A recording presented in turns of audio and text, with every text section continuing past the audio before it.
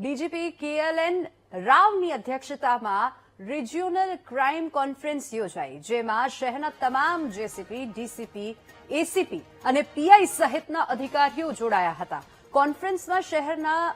બનતા ગુનાઓની ચર્ચા કરવામાં આવી, જેના પર અંકુશ મૂકવા કેવા પ્રકારના પગલાં લઈ શકાય તેની પણ ચર્ચા થઈ છે અને શહેરમાં સીસીટીવી નેટવર્કને વધુ સારું બનાવવા માટે આદેશ કરવામાં આવ્યો. આજરોજ પ્રાદેશિક ક્રાઇમ કોન્ફરન્સ અમદાવાદ શહેર, અમદાવાદ રેન્જ અને ગાંધીનગર રેન્જનો સમાવેશ થાય છે અને આજ સીપી કચેરીમાં આ રિજનલ ક્રાઇમ કોન્ફરન્સનું આયોજન કરવામાં આવેલું છે.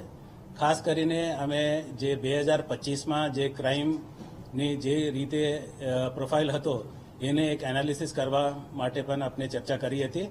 અને ત્યાર પછી જે પહેલા મહિના જે જાન્યુઆરીનો જે ક્રાઇમ છે એ બાબતમાં પણ અમે એનાલિસિસ વગેરે કર્યું છે.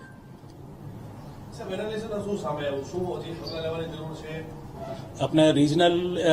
જે ક્રાઇમ કોન્ફરન્સ છે જેમાં અમદાવાદ શહેર, અમદાવાદ રેન્જ અને ગાંધીનગર રેન્જ, અમદાવાદ શહેરમાં જે ગંભીર પ્રકારની ગુનાઓ છે એ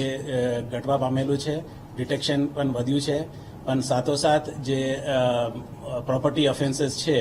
અને એમાં ડિટેક્શન થોડા વધારવાની કંઈ જરૂર છે અને ખાસ કરીને જે 2-3 એરિયાસમાં